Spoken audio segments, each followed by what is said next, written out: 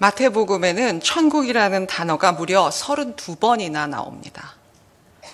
이것은 하늘나라가 이 땅에 도래에 있음을 알려주는 주님의 복된 소식입니다. 그리고 하늘나라의 백성이 된 우리들에게 주님은 천국의 복으로 가득한 내적 순결과 사랑을 약속하고 있습니다. 심령이 가난하고 애통하고 온유하고 의에 줄이고 목마르고 긍휼히 여기고 마음이 청결하고 화평하게 하고 의를 위하여 박해를 받는 것은 그리스도가 왕이신 천국 백성이 되었을 때 우리에게 나타나게 되는 성품을 말하는 것입니다. 복을 받게 되는 비결이나 조건으로 생각하여 이렇게 되어보려고 애를 쓰는 것은 매우 어리석은 일입니다. 복을 받고 싶은 급한 마음에 이러한 것들을 노력해서 이루어 보려고 한다는 말입니다. 예를 들어 심령이 가난하다는 것은 자신이 하나님 앞에서 너무나 보잘것없는 존재라고 하는 공허함 때문에 아무것도 할 수가 없는 철저한 무능력 상태로 깊은 영적 슬픔을 말하는 것입니다. 노력한다고 될 일이 아닙니다. 온유한 것도 그렇습니다. 이러한 심령의 가난과 죄에 대한 깊은 애통을 먼저 절감한 후에 갖게 되는 진정한 겸손이 온유한 자의 복된 모습입니다. 애써서 온유한 척한다고 땅을 기업으로 받는 것이 아니라는 말입니다. 먼저 하나님의 나라와 그의 의를 구하라는 마태복음 6장 33절 말씀은 천국 백성이 되게 해달라고 먼저 기도하라는 뜻입니다. 그리하면 이 모든 것을 너희에게 더하시리라. 천국 백성이 되면 주님이 우리로 하여금 이러한 8가지 성품을 갖도록 만들어 주신다는 말입니다. 이러한 성품을 갖게 되면 이 세상에서 우리가 평생을 바라는 물질적인 복에는 점점 관심이 없어지고 하나님의 시각, 하나님의 눈을 갖게 되는 것인데 이것이 바로 마음이 청결한 자는 복이 있나니 그들이 하나님을 볼 것이라는 9절 말씀. 마음이 청결한 자의 뜻입니다. 마음이 청결해 보려고 애를 쓰는 것이 아니라 하나님의 눈을 갖게 해달라고 겸손히 기도해야 된다는 말입니다. 오늘 보는 말씀은 3절 천국이 그들의 것이미요에서 시작해서 10절 천국이 그들의 것임이라 천국에서 시작해서 천국으로 끝나는데 이것은 히브리식 샌드위치 표현 기법으로 천국과 천국이라는 빵 사이에 팔복이라는 내용물이 가득 차 있는 것을 볼 수 있습니다. 팔복은 우리가 노력할 수 있는 율법이나 지켜야 할 윤리 덕목이 아닙니다. 걱정하지 말라고 빵 사이에 맛있는 내용물처럼 내가 팔복을 차곡차곡 다 채워주겠다고 하시며 공생애를 시작한 예수님이 은혜를 선포하는 순간입니다. 오늘 말씀의 배경이 되는 마태복음 4장 23절에서 24절을 보면 예수께서 천국 복음을 전파하시며 백성 중에 모든 병과 모든 약한 것을 고치시니 각종 병에 걸려서 고통당하는 자, 귀신 들린 자, 간질하는 자, 중풍병자들을 데려오니 그들을 고치시더라. 병들고 힘없는 수많은 무리가 예수님 앞에 나왔습니다. 그런데 그렇게 소외되고 불행한 사람들에게 예수님은 천국이 그들의 것이요 위로를 받을 것이며 배부를 것이며 하나님을 볼 것이라고 말씀하십니다. 어렸을 때부터 하나님의 축복의 증거는 모든 면에서의 물질적 번영이라고 믿어왔던 유대인들에게 이러한 선포는 혁명입니다.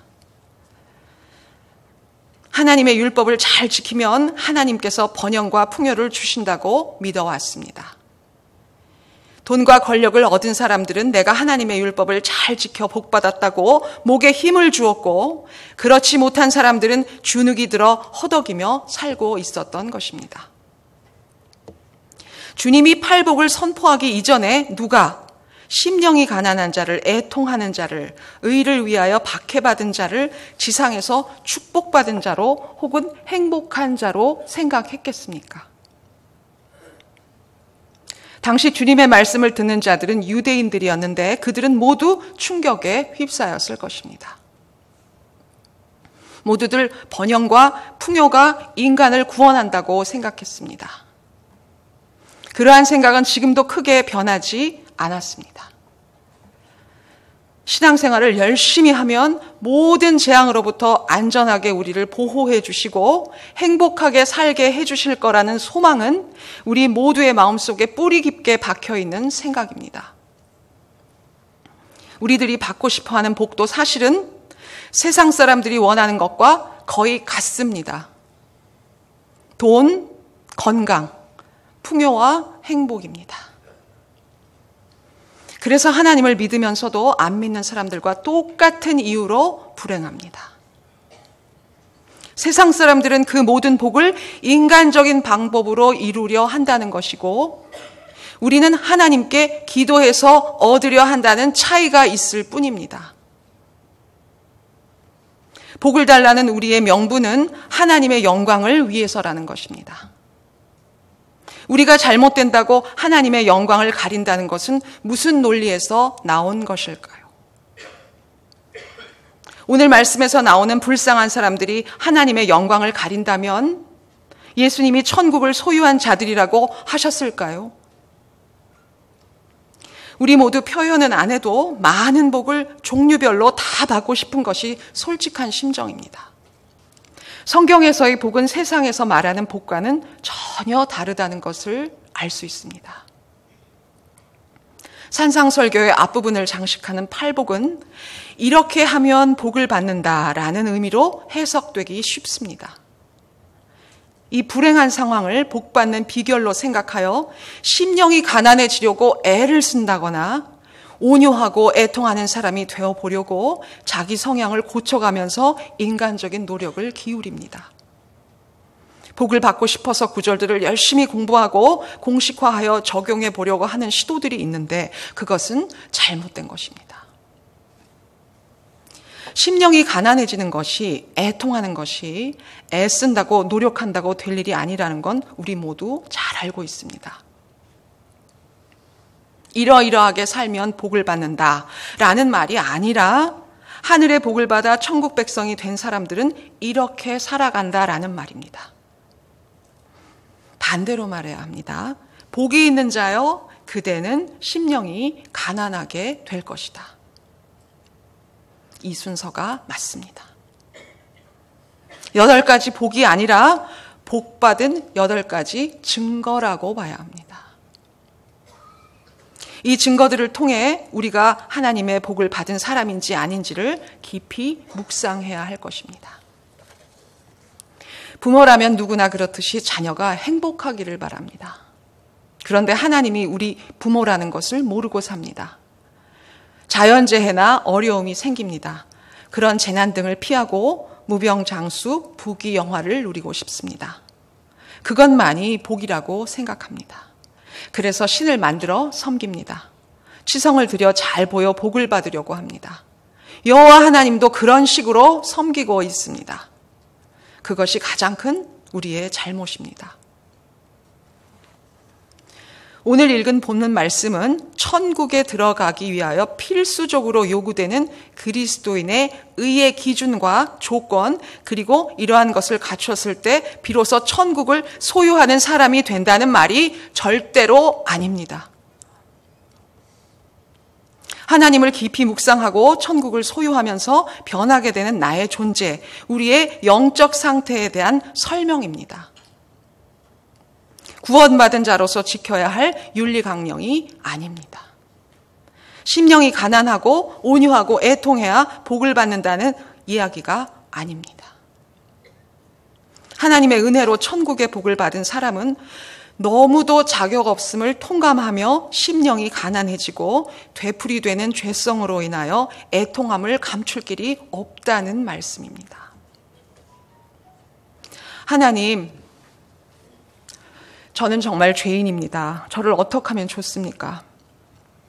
뒤집어져서 바둥거리고 일어나지 못하는 무당벌레처럼 완전히 바닥 상태에서 하나님께 내 모습을 정직하게 드러내는 것, 이러한 상태가 바로 심령이 가난한 것입니다.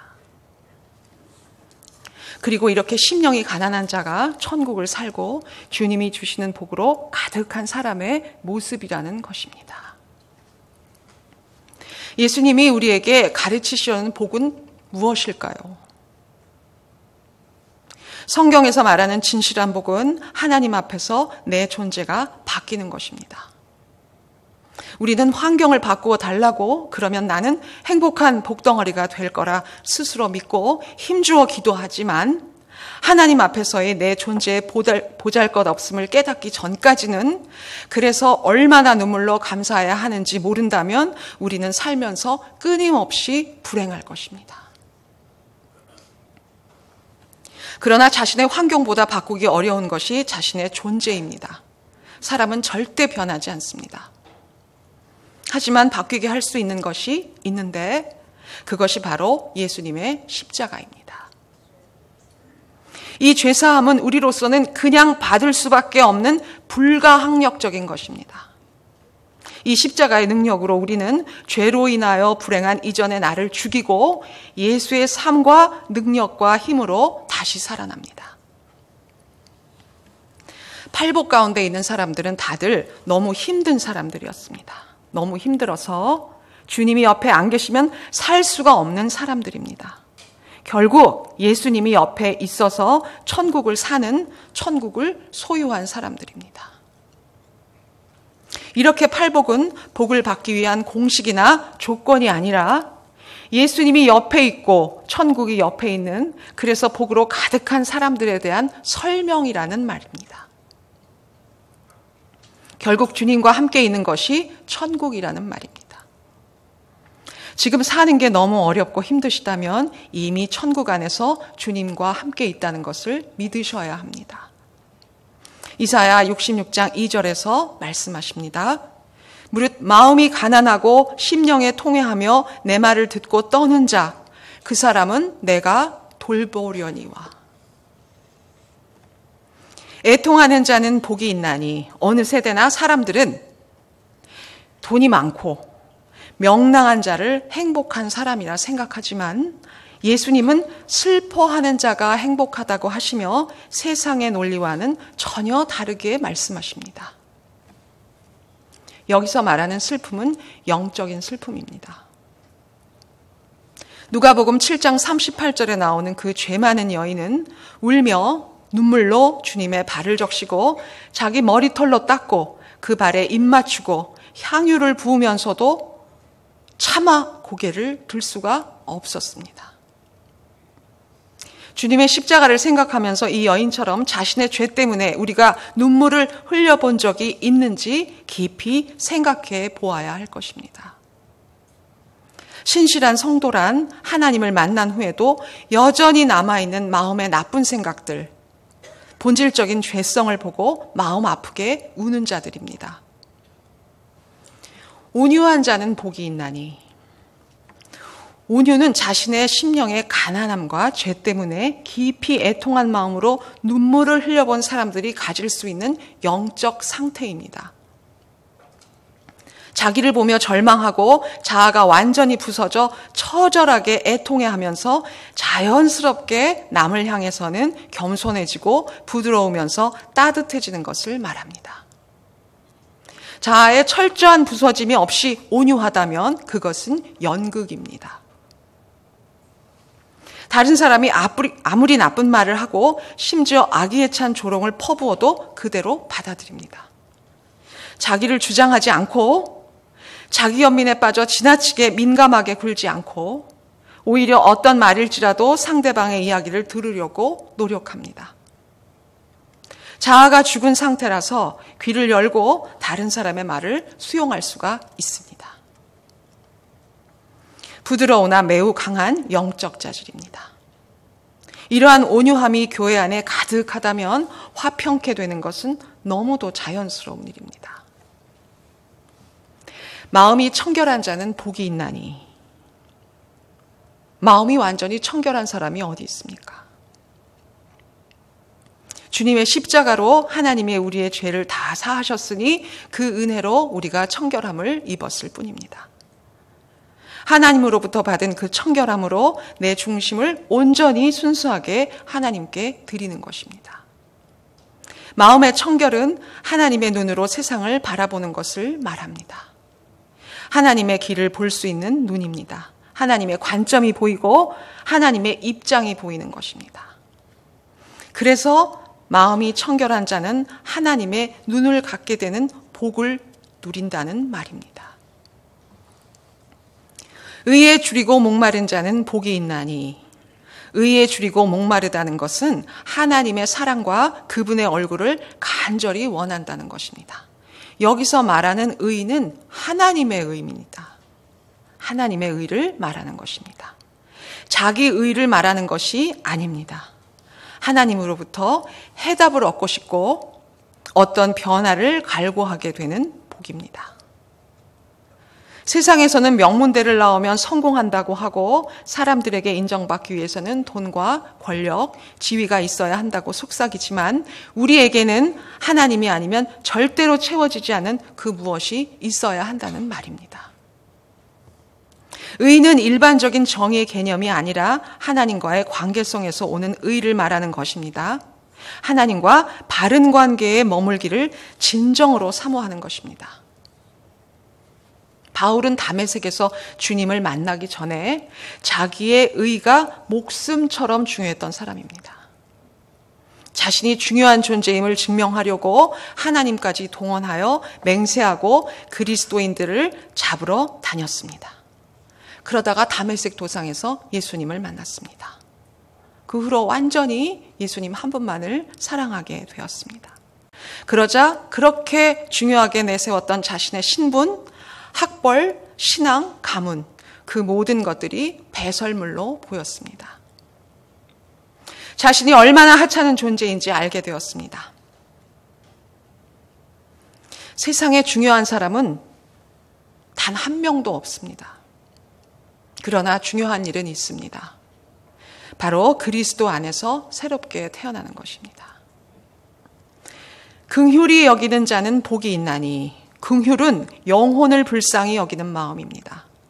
지금까지는 시선이 나와 하나님께 국한되어 있었지만 이제 드디어 나의 이웃을 향해 마음이 열리는 것입니다.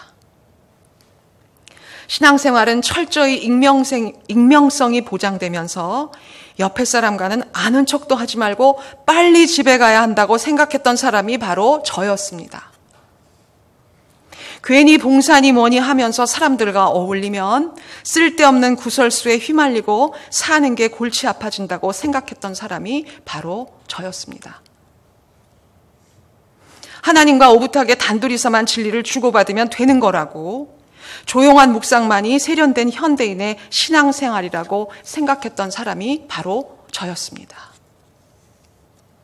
그러나 사랑하는 성도 여러분, 우리는 예수님의 피, 그 귀한 보혈이 우리의 몸속에 흐르고 있는 사람들입니다. 내 옆 사람도 그 피가 흐르고 있어서 귀한 것입니다. 하나님께로부터 넘치게 긍휼히 여김을 받고 진정 하나님과의 관계가 열렸다면 이제 다른 사람과의 관계도 열리기 시작하는 것입니다. 하나님 안에서 철저히 내 실체를 보고 나니 옆 사람이 다르게 보입니다. 그의 깊은 아픔과 영혼의 목마름을 보게 됩니다. 사람을 향한 귀한 영적인 눈이 열리는 것입니다. 하나님의 생명으로 가득 채워질수록 하나님 없이 살아가는 사람들에 대한 깊은 긍휼이 생깁니다. 예수님은 그러나 실제로 도와주어야 실천이고 실천해야 긍휼입니다. 예수님은 선한 사마리아인만이 진정한 이웃이라고 했습니다. 실천해야 긍휼입니다. 긍휼은 히브리어로 라함인데 이것은 레헴이라는 어원에서 나옵니다. 그 뜻은 자궁입니다. 자궁은 무조건적으로 태아를 보호합니다. 불가항력적인 사랑을 베푸시는 하나님의 성품을 너무나 닮았습니다. 이것이 긍휼입니다. 예수님은 마음이 가난하셨고 애통해 하셨고 온유하셨고 옳은 일에 굶주리셨고 불쌍히 여기는 마음을 가지셨고 깨끗하셨고 언제나 그 마음에 평화를 가지고 계셨고 옳은 일에 목숨을 거셨던 분입니다. 팔복은 우리 예수님의 성품입니다. 그러므로 신앙생활이란 매일매일 예수님을 닮아가는 것이고 그것이 바로 성경에서 말하는 정확한 복의 의미입니다. 인생의 길에서 가장 어렵다고 생각하는 그 시기가 바로 하나님과 가장 가까이 있을 때입니다. 그 순간에 하나님을 만나야 합니다. 저는 이제 저를 위해서 바라는 것이 아무것도 없습니다. 죽이시든 살리시든 하나님 것이니 하나님 마음대로 하세요. 하나님의 손을 잡을 수 있는 가장 좋은 기회입니다. 심령이 가난한 그 순간이 하나님을 만날 수 있는 가장 좋은 순간입니다. 인간은 본래 하나님의 형상대로 하나님의 생기로 지어진 존재입니다. 따라서 하나님을 떠나서는 본래 살 수 없도록 지어져 있습니다. 그러나 죄가 쌓여서 너무 무뎌진 상태라 깨닫지 못하는 것일 뿐 우리는 하나님에 대한 외로움과 그리움을 깊이 갖고 사는 존재들입니다. 고아원의 아이들이 처음에는 자기를 낳아준 부모를 그리워하지만 시간이 지나면서 무감각해지고 나중에는 현실과 자신과의 괴리감 때문에 자신을 버린 부모를 증오한다고 합니다. 우리 사람들도 마찬가지입니다. 점점 시간이 지나갈수록 하나님을 포기하고 멀리하고 나중에는 하나님과 내가 무슨 상관이 있는 거냐며 나를 향한 하나님의 뜻 같은 건 책에나 나오는 이야기라고 하고 무시해버립니다. 예배의 자리에 나와서조차도 하나님에 대한 갈급함이 없습니다. 그 이유는 하나님 외에 다른 것으로 영혼의 만족을 채우려 하기 때문입니다. 자신이 가지고 있는 목적, 단순히 그 문제의 해결만 마음속에 가득 차 있기 때문입니다. 내 존재의 근원을 부정하고 사는 삶은 말할 수 없이 슬픈 인생입니다. 그러나 대부분의 인생이 그것을 모르고 살아가고 있습니다. 그것을 애통해할 수 있어야 합니다. 이것이 애통해야 하는 자들의 참된 모습입니다. 그래서 우리가 복이 있는 자라면 언제나 마음이 가난해야 하고 애통해야 하고 온유해야 하며 의에 줄이고 목말라야 하는 것입니다. 우리는 언제나 영적 궁핍을 느끼되 스스로 채울 수 없는 한계를 인식하면서 하나님의 도우심을 늘 간구해야 하는 것입니다. 이것이 하나님의 뜻에 거하는 인생의 궁극적이며 영속적인 지복의 상태를 말합니다. 철저하게 자신을 부인하고 하나님의 옳음 그 자체에 생명이 있음을 자각하며 세상과 끊임없는 분리를 추구할 때 심령의 알거지성을 통감하고 자신의 실체를 적나라하게 바라보며 하나님 한 분 그분에게만 모든 주권과 권위를 드릴 때 피조물로서의 최고의 행복을 누릴 수 있는 것입니다. 세상에서 풍요를 누리며 살다가 죽어서 천국까지 보장되어 있는 그런 기복신앙에서 이제는 정말 자유로워지시기를 간절히 바랍니다. 예수님은 이 땅에 오셔서 가장 무서운 고난과 가장 낮은 가난을 몸으로 사셨습니다. 자신의 목숨을 버려 우리에게 참 자유의 복을 주셨습니다. 이 땅에서부터 천국에 참여하고 그 삶이 완전한 천국에서 완성되게 하기 위함입니다. 예수님이 주시고자 하는 복은 세상에서 우리가 바라는 그런 복이 아닙니다. 주님이 우리에게 주시고자 하는 복은 영원한 천국의 복입니다. 그 복을 사모하며 이미 천국을 소유하고 누리는 우리 모두가 되시기를 주님의 이름으로 축원합니다.